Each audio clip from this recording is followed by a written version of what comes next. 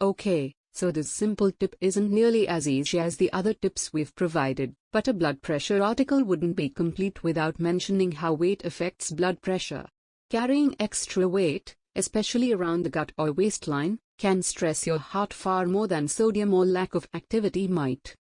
However, weight loss doesn't have to be dramatic to be effective. Just losing 5% to 10% of your body weight can lower your blood pressure by at least 5 points alone. Combined with the healthy eating and physical activity necessary to lose weight, your blood pressure can drop to healthy, normal levels after only a few pounds. This is similar to the previous tip, but applied more to dining out than cooking. If you're eating out on a frequent basis, consider ordering one of the vegetarian dishes a couple meals a week. One study published in JAMA Internal Medicine found that eating vegetarian, thanks to low sodium and high potassium levels, has as much of an impact on your blood pressure as losing 10 pounds.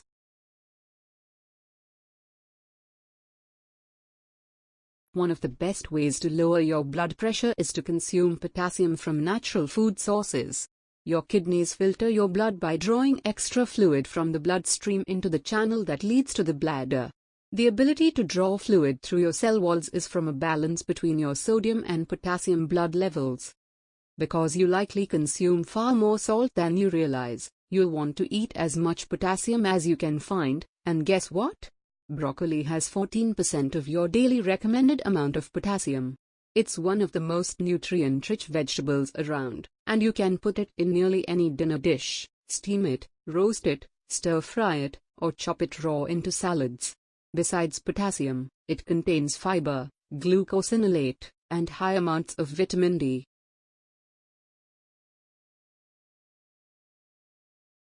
Any moderate physical activity trains your body to process oxygen more efficiently. This means your heart works less hard to pump blood, which means your blood pressure will naturally go down.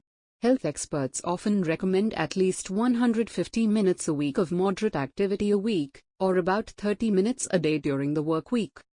Moderate activity means you don't have to train for a marathon to benefit from exercise. Moderate activity is often any exercise intensity that raises your heart rate without leaving you breathless.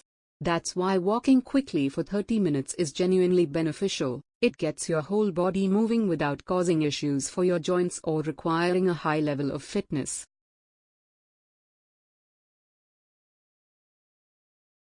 For thousands of years, salt was so precious that many regions used it as currency. Salt not only preserved food, but could enhance its taste, which is why it became a staple in food seasoning. Hundreds of years later, we still use salt in virtually all of our food, but we've forgotten the reason why we use it at all. The truth is, we get plenty of salt in our diet, at least much more than our ancestors did. Most chips, soups, and other packaged and processed food come packed with salt, despite the fact that our daily salt intake should be little more than half a teaspoon, or 1,500 milligrams, according to National Institutes of Health nutritional researcher Eva Obozanek.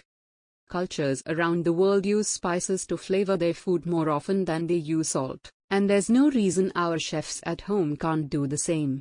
Salt is often our go-to flavor enhancer when a dish is underwhelming, but with a little experience and research, you could use any number of spices to add flavor to your food without increasing your salt intake.